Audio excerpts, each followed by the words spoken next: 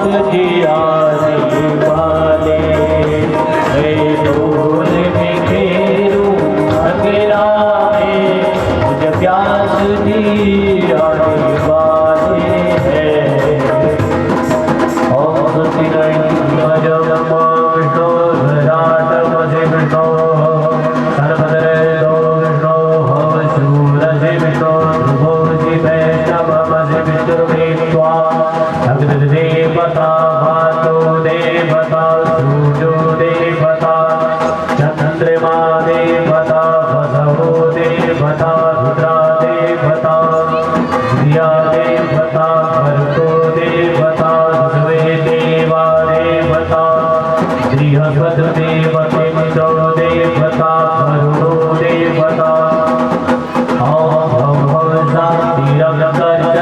शांतिः पृथ्वी शान्तिरापः शान्तिरोगधयः शान्तिः वरदयः शान्तिर्विश्वे देवाः शान्तिर्ब्रह्म शान्तिः सर्वशान्तिः शान्तिरेव शान्तिः सामा शान्तिरेव। श्रीमद्भागवतामूयं प्रत्यक्षो कृष्णैव हि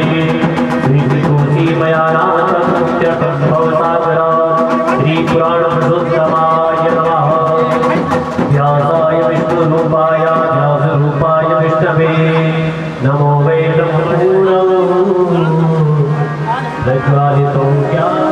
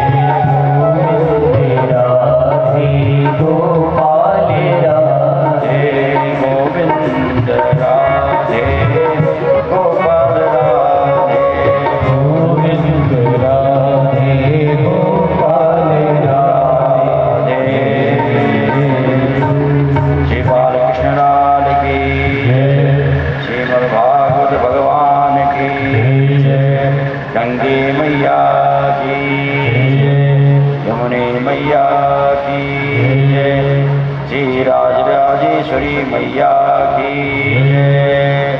नमः पार्वती पतये हर हर हर महादेव। शंभो काशी विश्वनाथ की जय। श्री बजरंगबली हनुमान जी महाराज की जय। जय जय श्री राधे द्वारिकाधीश की जय। परम मंगलमय आनंद कंद श्री कृष्णचंद्र भगवान की साक्षात वांगमयी मूर्ति श्रीमद् भागवत भगवान को नमन करते हुए यहाँ पर आवाहित समस्त देवी देवताओं को वंदन करते हुए इस मंडप पर विराजमान हमारे मंडपाचार्य पूज्य श्री शिवानंद चमोली जी, हमारे यहाँ पर श्रीमद् भागवत महापुराण के मूल पाठ के वाचक आदरणीय श्री पूज्य कैलाश चंद्र नौटियाल जी एवं श्रीमद् भागवत के ही मूल पाठ के वाचक श्री वेद प्रकाश चगुड़ी जी, यहाँ पर हमारे श्री रामचंद्र थपियाल जी, वृद्ध ऋषि, आपके चरणों में भी प्रणाम करते हुए श्री राम सेवक चमोली जी, हमारे पंडित वर्य श्री अजय प्रसाद रेणुली जी, कुल पुरोहित एवं श्री ईश्वरी प्रसाद रेणुली जी, आपको भी प्रणाम करता हूँ। और हमारे प्रिय वेदांत सुभाषिष यहाँ पर विराजमान हमारे संगीत शास्त्र के और संगीत की सेवा प्रदान करने वाले संगीताचार्य श्री हमारे दिनेश रतोड़ी जी, श्री उमेश जोशी जी, तिवारी जी और भट्ट जी हैं ना, बडोनी जी, क्षमा करें, हमारे बडोनी जी, सबको बहुत बहुत साधुवाद और अभिनंदन यहाँ पर सबका। और इस आयोजन के मुख्य जो आयोजन करता हैं श्रीमती उषा देवी जी एवं श्री देवेंद्र गैरोला जी, आपका भी बहुत बहुत अभिनंदन, साधुवाद। और हमारे इस आयोजन के जो सभी गैरोला बंधु मुख्य जो संयोजक हैं और सहयोगी हैं इस परिवार के, सभी जैसे इस आयोजन की संरक्षिका श्रीमती सरस्वती देवी जी, धर्मपत्नी स्वर्गीय श्री दयाराम गैरोला जी, सपरिवार परम सहयोग जिनका मिल रहा है। और श्री दीपाराम गैरोला जी, श्री लक्ष्मी प्रसाद गैरोला जी, नंदराम गैरोला जी, राम नारायण गैरोला जी, दीनदयाल गैरोला जी, श्री राम प्रसाद गैरोला जी, श्री गीताराम गैरोला जी, श्री रामानुज गैरोला जी, श्री आसाराम गैरोला जी एवं समस्त गैरोला बंधु, इसके साथ ही साथ श्रीमती एवं श्री कुलदीप गैरोला जी, राकेश गैरोला जी, श्री विजय गैरोला जी, श्रीमती एवं श्री अंबिका प्रसाद गैरोला जी, संजय गैरोला जी, श्रीमती एवं श्री पंकज गैरोला जी, प्रदीप गैरोला जी, श्रीमती एवं श्री देवी प्रसाद गैरोला जी, श्री गणेश प्रसाद गैरोला जी, परमानंद गैरोला जी, श्रीमती एवं श्री तुलसीराम गैरोला जी, श्रीमती एवं श्री सुंदरलाल गैरोला जी, मोहनलाल गैरोला जी, रामचंद्र गैरोला जी, श्रीमती एवं श्री पंकज गैरोला, योगेश गैरोला, श्रीमती एवं श्री प्रशांत गैरोला, प्रवीण गैरोला,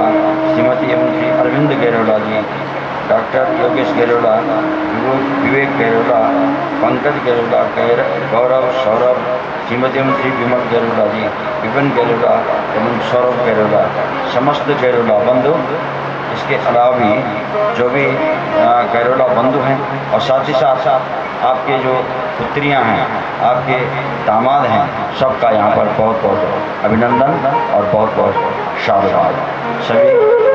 और साथ ही साथ इस गांव के समस्त जनप्रतिनिधि, समस्त पारिवारिक जन, गांव के समस्त जनप्रतिनिधि एवं श्री समस्त जो रिश्तेदार हैं, इष्ट मित्र हैं, चमोली बंधु, भट्ट बंधु, हमारे नौटियाल बंधु और देवीपुर से, ग्राम उम्मेदपुर से जो जितने भी रिश्तेदार हैं सबका हार्दिक अभिनंदन।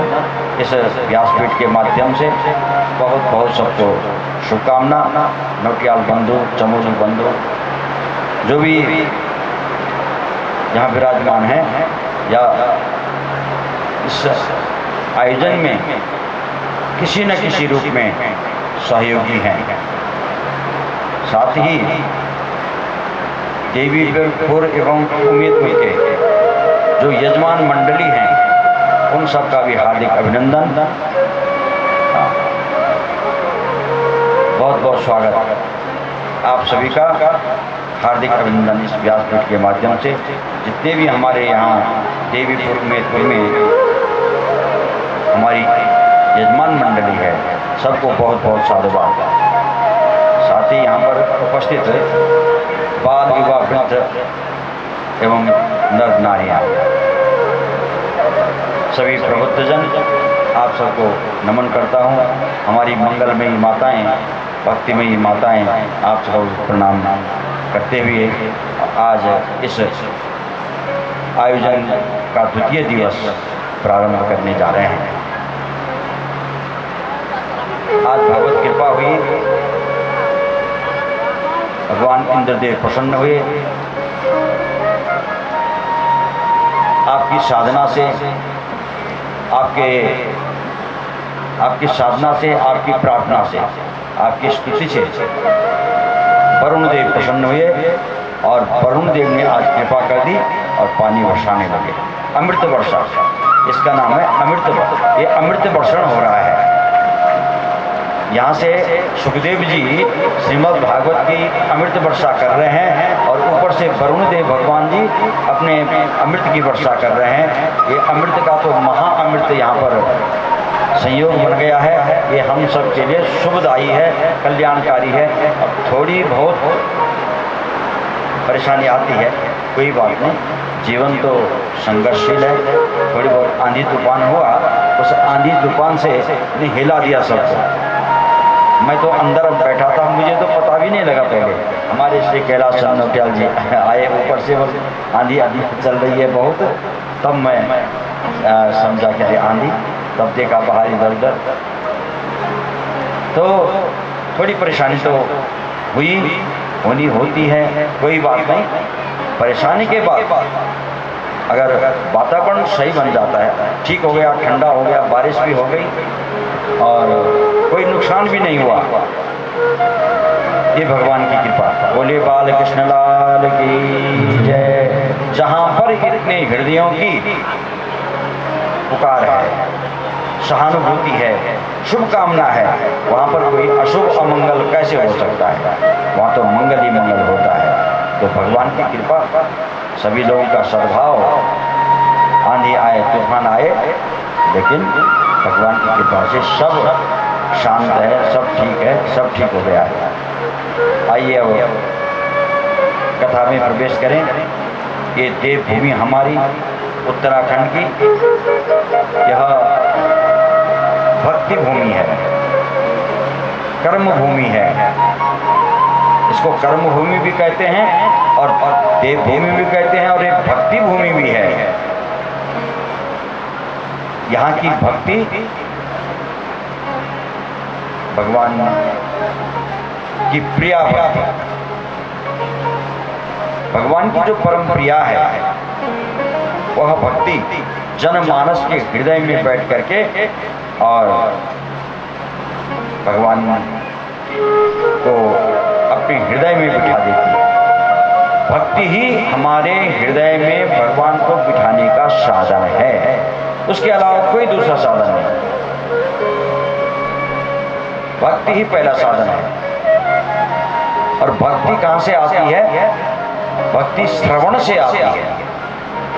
श्रवण करेंगे, कथा का श्रवण करेंगे तो भक्ति उमड़ जाती है। सत्संग करेंगे तो भक्ति उमड़ जाती है। तो श्रवणम पहला। और आगे जब भक्ति का सिद्धांत जब बताएंगे सुखदेव जी तो पहली भक्ति बताएंगे श्रवणम। श्रवणम का मतलब श्रवण करना, सुनना, बस श्रवण करना। ये पहली सीढ़ी है भक्ति मार्ग में जाने के लिए। भक्ति का मार्ग राजमार्ग है। बोलो जय श्री कृष्ण।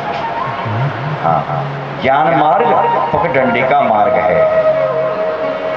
शॉर्टकट में लोग जाते हैं ना, तो ज्ञान मार्ग जो है शॉर्टकट बताता है वहां जाने के लिए। और भक्ति मार्ग है राजमार्ग, थोड़ा लंबा तो पड़ेगा, लेकिन धावन निमिल्यवान नेत्रे न पते न स्खलेत इह, न डरने का, न गिरने का डर, न फिसलने का भय। धावन निमिल्यवान, आप नेत्र बंद करके भी चलेंगे तो आप गंतव्य तक आसानी से पहुंच जाएंगे। और पगडंडी में तो गिरने का भय अलग है, फिसलने का भय अलग है ना।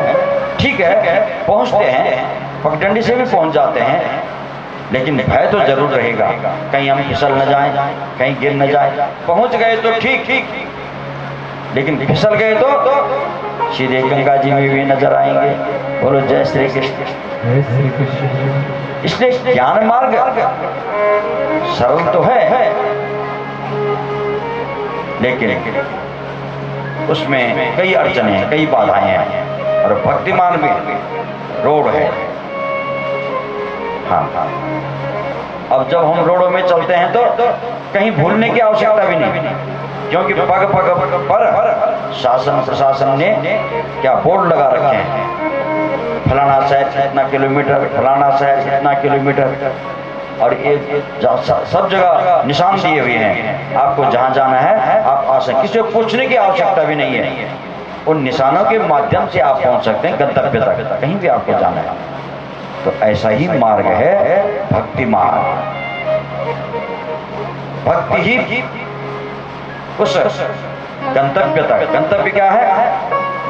परमात्मा की प्राप्ति। परमात्मा की प्राप्ति करने के लिए भक्ति ही एकमात्र सबसे बड़ा और सुगम साधन है। इसलिए भक्ति, और भक्ति प्रकट होती है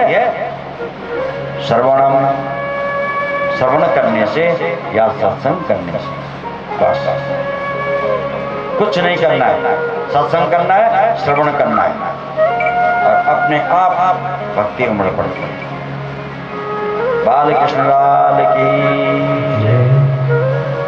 जन्माद्यस्य यतो नयादितरतः साधेष्वभिज्ञस्वरा ते ब्रह्महृदाय आदिकवये मुह्यन्ति यत्सूरयः तेजो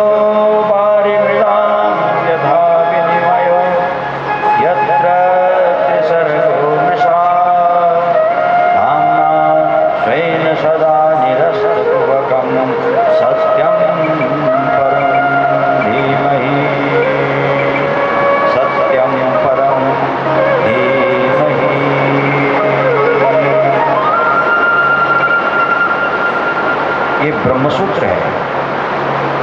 जन्माद्यस्य यतः, पहला सूत्र है अथातो ब्रह्म जिज्ञासा। अब यहां से ब्रह्म जिज्ञासा का प्रकरण प्रारंभ हो रहा है। ये पहला सूत्र है ब्रह्म सूत्र, अथातो ब्रह्म जिज्ञासा। और ये दूसरा सूत्र है जन्माद्यस्य यतः। और यहां से भागवत का प्रारंभ हुआ इस ब्रह्म सूत्र से। इसका तात्पर्य है ये श्रीमद् भागवत वेद परक है। वेद का एक प्रकार से भाष्य है श्रीमद् भागवत।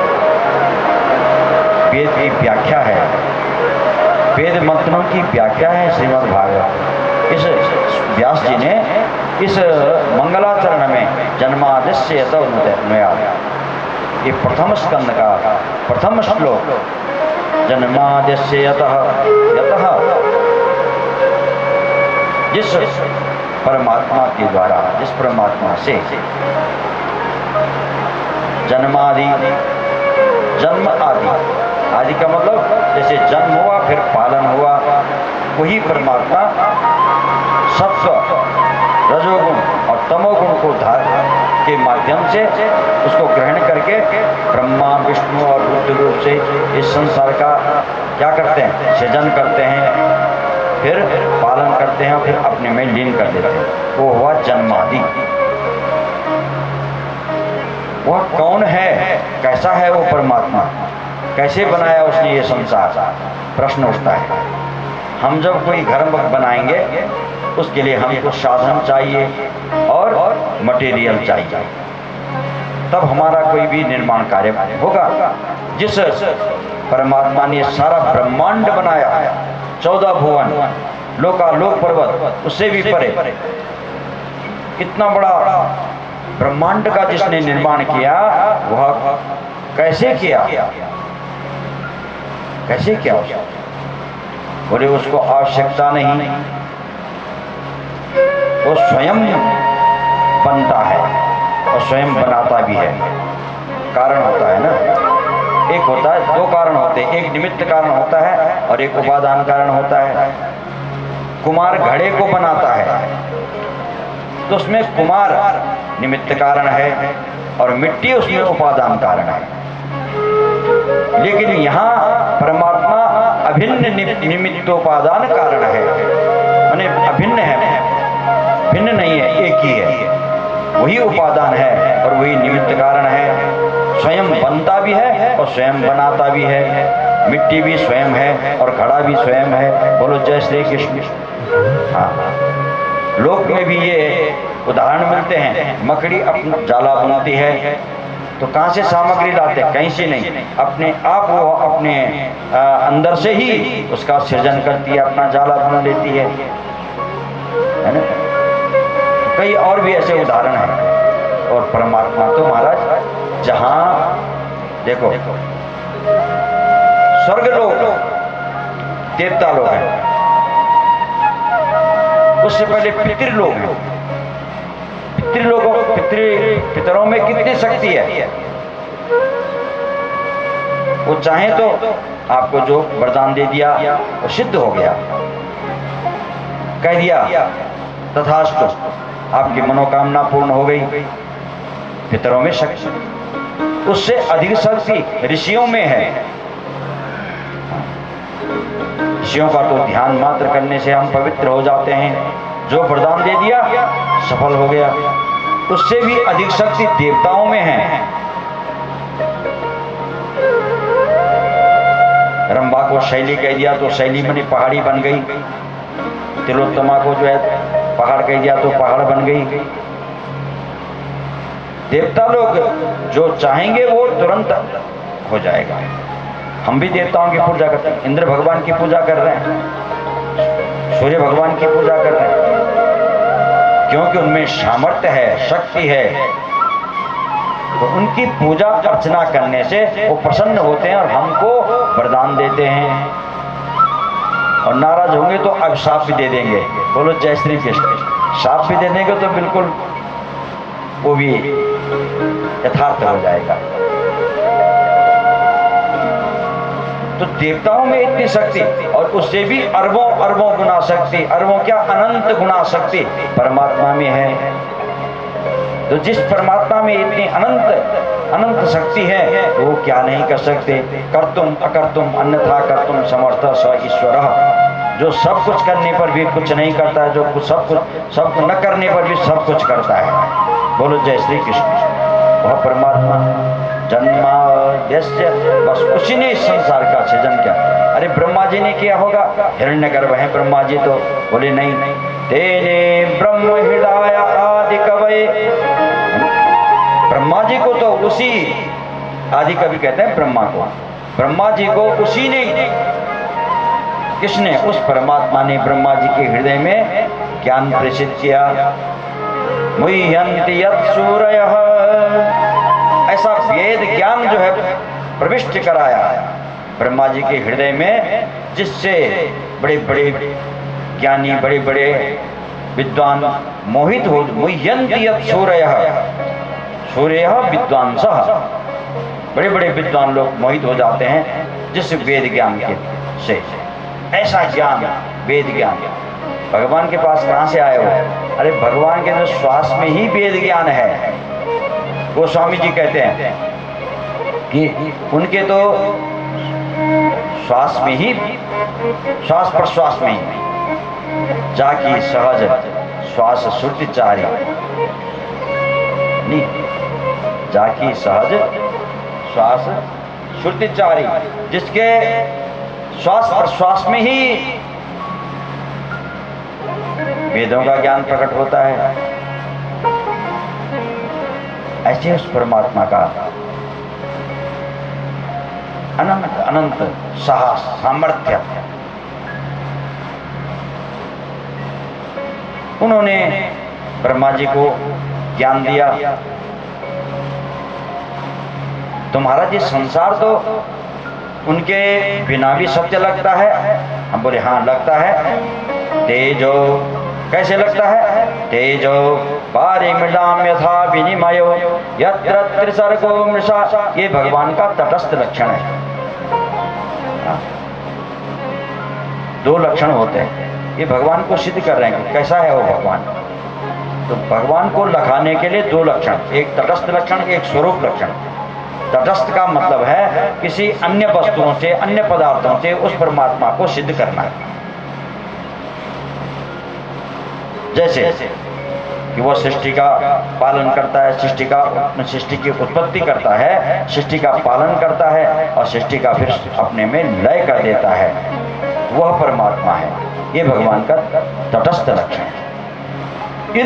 इस सृष्टि के माध्यम से भगवान को लखाना, उसके कार्यों से भगवान को सिद्ध करना, ऐसा वह परमात्मा है। तो ये तटस्थ लक्षण है भगवान का। और स्वरूप लक्षण माने जानकारी नहीं हो पाती है। तटस्थ लक्षण से उसका स्वरूप तो हमें ज्ञान नहीं होगा। जैसे किसी मकान के पास कोई बहू खड़ी है, राहगीर आया और राहगीर ने उस बहू को पूछा, बेटी ये मकान किसका है? तो उस युवती ने कहा, जिसकी मैं बहू हूं उसका ये मकान है। तो कौन है? तो ये कौन है वो जिसका ये कौन, जिसकी तुम बहू हो? तुम किसकी बहू हो? बोले जिसका ये मकान है। बोले जैसे किस। तो इसके क्या सिद्ध हुआ?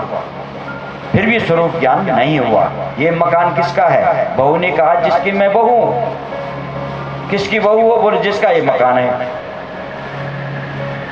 बस सापेक्ष ही रह गया, कोई सिद्ध नहीं हुआ कि ये कौन है जिसका ये मकान है। ऐसे ही उस परमात्मा ने संसार बनाया, ये ब्रह्मांड का निर्माण किया। कौन है? बोले जिसने ब्रह्मांड का निर्माण किया वो है परमात्मा। हाँ, किसने किया ब्रह्मांड का निर्माण? बोले जिसका ये सारा संसार है, ब्रह्मांड है। तो सापेक्ष ही रह गया। ये तटस्थ लक्षण कहते हैं परमात्मा का। अब उसका स्वरूप कैसे पता चले? बोले तेजो वारिमृदाम यथा विनिमयो यत्र त्रिसर्गो मृषा धाम्ना स्वेन सदा निरस्तकुहकं सत्यं परं धीमहि। तेजो वारिमृदाम है ना, यत्र त्रिसर्गो मृषा। जिस प्रकार कभी कभी मरुभूमि में सूर्य की किरणों के पड़ने से दूर से पता चलता है वहां जल है। मृग तृष्णा की भांति मृग देखता है कि वहां जल होगा, भागता है, दौड़ता है, पर वहां जल नहीं था। वो तो सूर्य की किरणें चमक रही थी और ऐसा लग रहा था कि ये जल होगा। वहां दौड़ता है, भागता है, वहां जाते जाते जाते जाते मर जाता है, प्राण त्याग देता है। तेजो वारिमृदाम यथा विनिमयो। और कहीं कहीं जल में स्थल की प्रतीति होती है, भ्रांति होती है, और कहीं स्थल में जल की प्रतीति होती है। तो इसी प्रकार ये जो प्रकृति की जो तीन अवस्थाएं हैं, जागृत, स्वप्न और सुषुप्ति, ये परमात्मा के कारण सत्यवत प्रतीत होती हैं। सत्यवत प्रतीत होती हैं, वास्तव में सत्य नहीं है। अमृषा, अमृषा का मतलब है सत्य प्रतीत होती हैं। हम सोए हैं, हम स्वप्न देख रहे हैं, तो उस स्वप्न का ज्ञान कौन कराने वाला कौन है?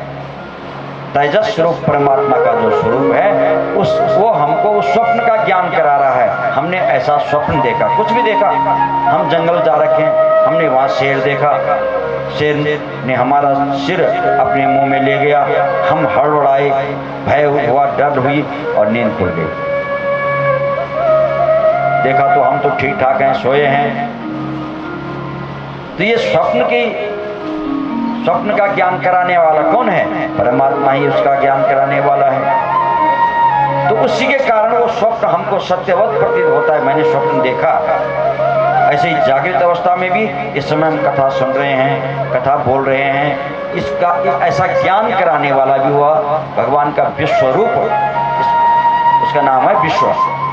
विश्वरूप परमात्मा के कारण हम इसका ज्ञान हो रहा है। और जब सुषुप्ति अवस्था में होते हैं तो प्राज्ञ रूप से भगवान हमको सुषुप्ति का ज्ञान कराता है। बहुत सुंदर नींद आई, कोई व्यवधान नहीं हुआ, कोई कष्ट नहीं हुआ। तो हमको कैसे पता चला कि हम तो सोए थे? कैसे पता चला कि हमको अच्छी नींद आई? तो प्राज्ञ रूप परमात्मा का जो स्वरूप है वो हमको सत्यवत ज्ञान कराता है।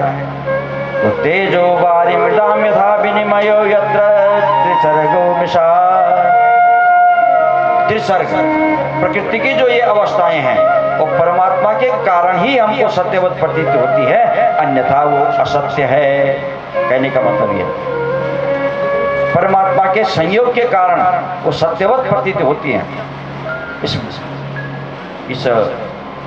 मंगलाचरण में वेद व्यास जी ने वेदांत का निरूपण किया। वेदांत के अर्थ का इसमें प्रतिपादन किया व्यास जी ने, है ना? द्वैत और अद्वैत का सिद्धांत प्रतिपादित किया इस मंगलाचरण।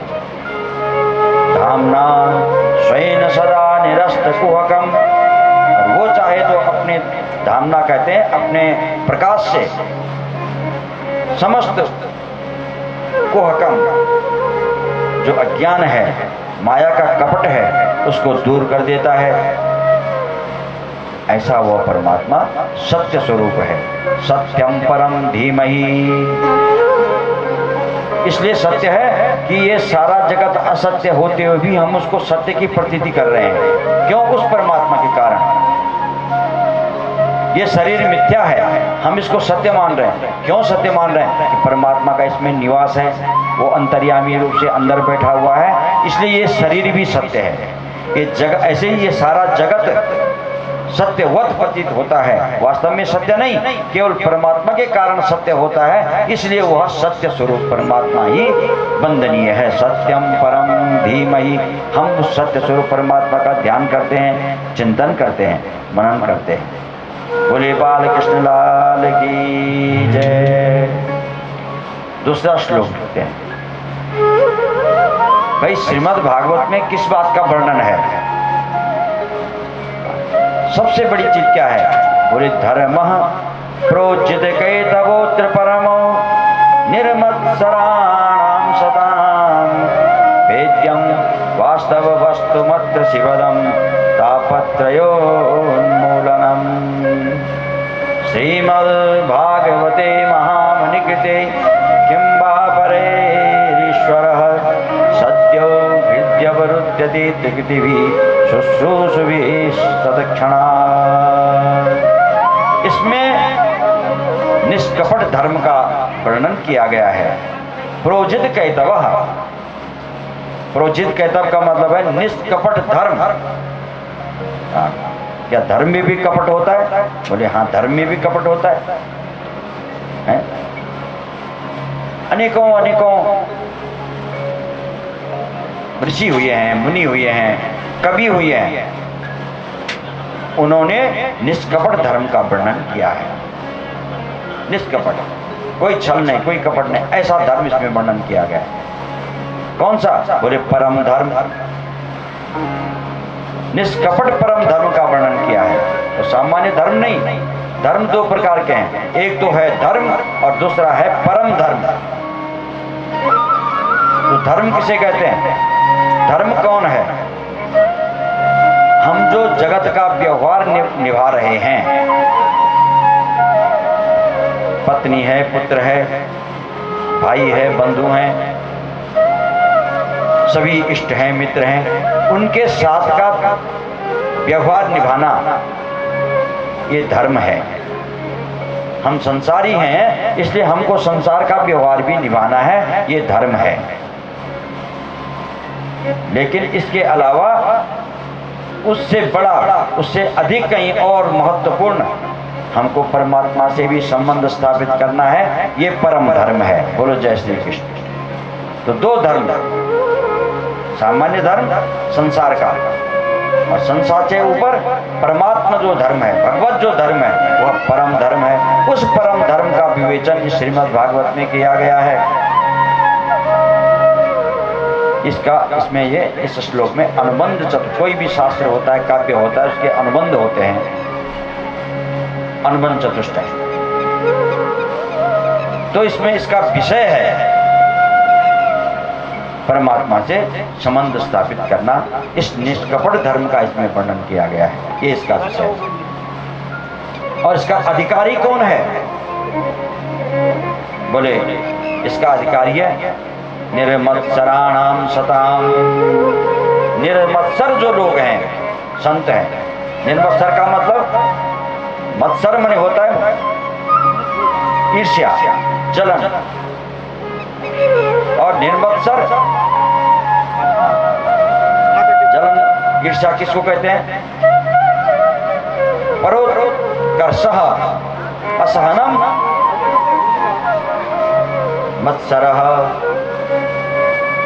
परोत्कर्षम असहनम मत्सरः तद्रहितानाम निर्मत्सराणाम। दूसरे की उन्नति देख करके जहां जलन होती है, इसका नाम है मत्सर। आपने MBBS कर दिया, आपने IAS पास कर दिया, हमको जलन हो गई, कष्ट हो गया, अरे उसने जो है बहुत बड़ी डिग्री हासिल कर, जलन हो गई, तो वही उसी का नाम है मत्सर। लेकिन तद्रहिता नाम निर्मत्सरा नाम, उससे जो रहित हैं, रहित का मतलब जिनके जो दूसरे की उन्नति को देख करके हर्षित होता है, उसको कहते हैं निर्मत्सर। दूसरे की उन्नति को देख करके जो प्रसन्न होता है, ऐसे निर्मत्सर जो संत हैं, उनके जानने योग्य परम धर्म का इसमें निरूपण किया गया है। अग्रवाल साहब की हमारे बीच में अभी अग्रवाल साहब पधारे हैं, आपका बहुत बहुत अभिनंदन, स्वागत आपका, साधुवाद। आपने समय निकाल के यहाँ पर जो आने का कष्ट किया, इसके लिए हम आपको स्पीड के माध्यम से बहुत बहुत शुभकामना और अभिनंदन करते हैं। जय श्री कृष्ण। निर्मत्सराणाम सताम, ऐसे निर्मत्सर लोग, इसका इसमें वर्णन किया गया है। तो महाराज, इस श्रीमद् भागवत में किस विषय का वर्णन किया गया है? तो कहते हैं वेद्यम वास्तव वस्तुमत्र शिवदम तापत्रयोन्मूलनम। अत्र वास्तु वेद्यम वास्तव वस्तु, वास्तव वस्तु का इसमें वर्णन किया है। वास्तव वस्तु का अर्थ है यथार्थ वस्तु। वास्तवो जीवः, वास्तवो ब्रह्म, वास्तवी माया और वास्तवम जगत। जगत का नाम भी वास्तव है, जीव का नाम भी वास्तव है, माया का नाम भी वास्तव है, और ब्रह्म को भी वास्तव कहते हैं। जीव, जगत, माया और ब्रह्म, इनको जान लिया तो बस सब कुछ जान लिया। बोलो जय श्री कृष्ण। वेद्यम वास्तव वस्तु मत्र शिवदम तो उससे क्या होगा महाराज? बोले तापत्रयो उन्मूलनम, तीनों तापों का उन्मूलन हो जाएगा। श्रीमद्भागवते महामुनि कृते किंबा परेरीश्वरः सत्यो हृदयवरुध्यते त्रिकृतिभिः शुश्रूषुभिस्तत्क्षणात्। जैसे ही कोई भी व्यक्ति भागवत श्रवण की इच्छा करे, आप कथा श्रवण के लिए आए और कथा श्रवण के लिए चलते हुए आपने हृदय में ये जिज्ञासा प्रकट की, ये इच्छा प्रकट की कि हम जाएंगे और भगवान की कथा का श्रवण करेंगे, तो जैसे ही सुनने की इच्छा आपने प्रकट की तो सद्यो हृदयवरुध्यते, तो तुरंत वह आपके हृदय में प्रवेश कर जाते हैं। ऐसी उसकी महिमा है, आ जाते हैं। भगवान तो कहते हैं भाई तुम 2 कदम आगे आओ मेरी तरफ, मैं 60 कदम तुम्हारी तरफ आ जाऊंगा। हाँ, शुश्रूषुभिस्तत्क्षणात्, तत्क्षण वो आपके हृदय में प्रवेश कर जाते हैं। ऐसी उसकी महिमा। ऐसे दयालु हैं प्रभु, ऐसे कृपालु हैं, जैसे आपने सुनने की इच्छा जागृत की मन में तो तुरंत आपके हृदय में प्रविष्ट हो जाते हैं, प्रविष्ट हो जाते हैं। बाल कृष्ण लाल की जय। तो बोले महाराज ये तो आपने उनका स्वरूप बताया, संतों का स्वरूप बताया, भगवान का स्वरूप बताया, अब भागवत का स्वरूप क्या है? बोले सुनो, निगम कल्प तरोर गलितम फलम सुख मुखादमित द्रव संयुतम पिबत भागवतम रसमालयम मुहुरहो रसिका भुविभावुका। श्रीमद् भागवत ये निर्गम कल्पतरु का एक पका हुआ फल है। कल्पतरु माने कल्प वृक्ष। स्वर्गलोक में कल्प वृक्ष है, चिंतामणि, कामधेनु। क्या करते हैं? बोले जो चाहो, कल्प वृक्ष ही जिसका नाम, कल्पना की आपको तुरंत वो फल मिल गया। जो भी कल्पना करोगे, जो भी इच्छा करोगे, वो कल्प वृक्ष आपको प्रदान कर देगा। कौन सा कल्प वृक्ष? स्वर्ग का कल्प वृक्ष। चिंता, ऐसे ही वहां चिंतामणि, ऐसे वह कामधेनु। कामधेनु का मतलब कामना की और तुरंत आपको फल मिल गया। असाधारण वस्तु मिल जाती है। ऐसा अनन्य उनमें सामर्थ्य है, अत्यंत अनंत सामर्थ्य उसमें कल्प वृक्ष में और कामधेनु में, चिंतामणि में। और महाराज ये तो ये स्वर्ग का कल्प वृक्ष नहीं है, ये जो श्रीमद् भागवत है ये स्वर्ग का कल्प वृक्ष नहीं, कामधेनु नहीं, ये तो निगम कल्पतरु है। तो निगम कल्पतरु तो स्वर्ग के कल्प वृक्ष से कहीं अनंत गुणा फल सामर्थ्य वाला है। निगम कल्पतरु गलितम फलम, और उस वृक्ष का, निगम कल्प वृक्ष का ये पका हुआ फल है।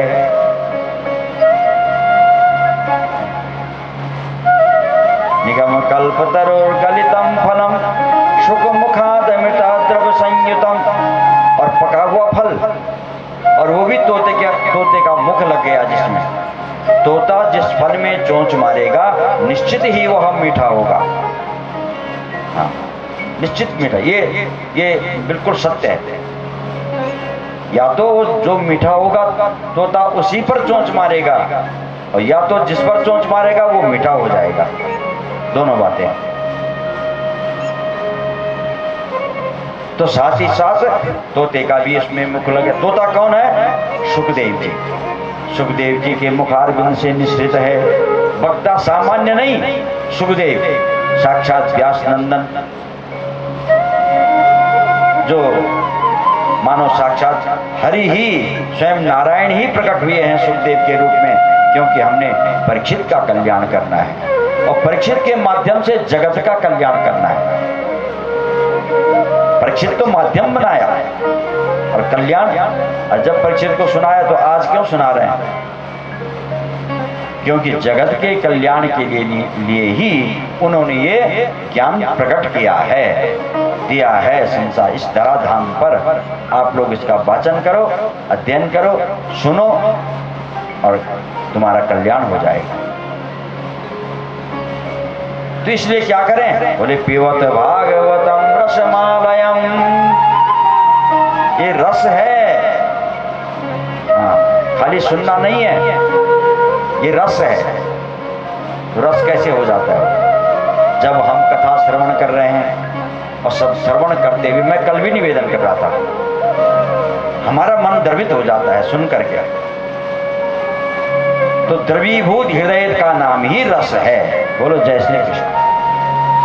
और उस रस को हमने फिर धारण करना है, पीना है। कब तक पीना है? बोले मुहु बार बार पियो, पीते रहो पीते रहो पीते रहो, जब तक जीवन है तब तक पीते रहो। मुहु रहो रसिका भूय भाव का। तो महाराज आप तो दो आदमी को कह रहे हैं, रसिका और भाव का। हे रसिकों हे भावुकों, आओ और पियो।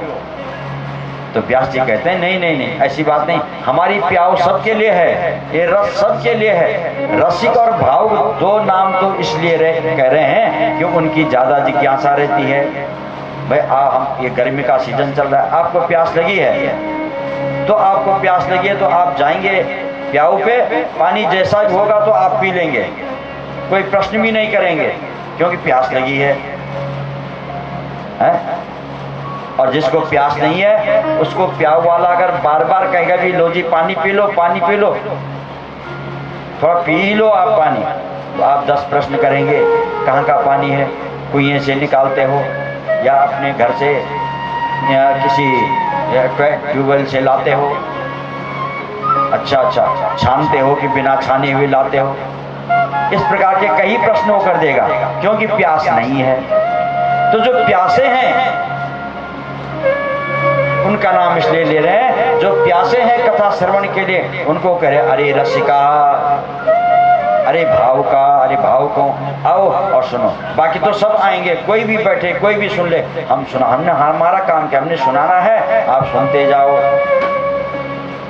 अत्यंत जिसकी जिज्ञासा है कथा श्रवण करने की, उसके लिए रसिक कहा। और वह रसिक इस रस का जब पान करेगा तो तृप्त हो जाएगा। भू भाव का, तो इसलिए निगम कल्प तरुर कलितम फलम, ये उस निगम कल्प तरु का है ना, निगम आए थे बोधियते, हमको जो ज्ञान कराता है सब कुछ देता है, उसको निगम कहते हैं। तो ये निगम कल्प तरु वृक्ष का परिपक्व फल है और इसको पियो। इसमें न गुठली है न छिलका है, सीधा पीना है इसको, है ना, नारायण की डाली से। बोले तब तो जब पका हुआ है ये एकदम पका, नीचे गिरेगा तो फट जाएगा, फूट जाएगा, गिर जाएगा, वो रस तो गिर जाएगा। बोले नहीं नहीं ऐसा नहीं हो, धीरे धीरे आता है। श्रीमन नारायण की डाली से निकलता है और ब्रह्मा की शाखा पर आ जाता है, और ब्रह्मा की डाली से नीचे गिरता है और फिर नारद जी की शाखा पर आता है, और फिर नारद जी की शाखा से गिर करके और फिर जो है वो व्यास जी की शाखा पर आता है, और व्यास जी की शाखा से फिर नीचे टपकता है और फिर सुखदेव जी की शाखा पर आ जाता है, और सुखदेव जी की शाखा से टपकता है और फिर परीक्षित जी को महाराज को पिलाया जाता है, और परीक्षित के माध्यम से इस सारे जगत को इस भागवत का ज्ञान दिया जाता है। परीक्षित को माध्यम बना करके सुखदेव जी ने सारे जगत के लिए, इस धराधाम में रहने वाले समस्त मानवों के लिए ये ज्ञान जो है अवतरित किया है, ये फल दिया है, ये रस दिया है, इसको पियो। मुँह रहो रसिका भूमि भाव का, ये रसिको हे भाव को, इसको पियो, पीते रहो। ऐसा नहीं कि परसों भी तो हमने कथा सुनी आपने परसों कथा, उससे पहले भी सुनी, उससे पहले भी सुनी, तो आप कहेंगे तो सुनी सुनाई है साहब। नहीं नहीं नहीं ऐसी बात नहीं है। इसका नाम है पुराण। पुराण का मतलब होता है पुराण नवम इति पुराणम, जो पुराना होने पर भी नया ही नया है। कल भी सुनेगा तो उसको नया ही अनुभव होगा। बड़ा विलक्षण अर्थ है पुराण का, है ना। और परिपूर्णत्वात् पुराणम, ये अपने आप भी परिपूर्ण है और दूसरे के जो इसको अपनाता है उसके हृदय को भी परिपूर्ण कर देता है। बोलो जय श्री कृष्ण।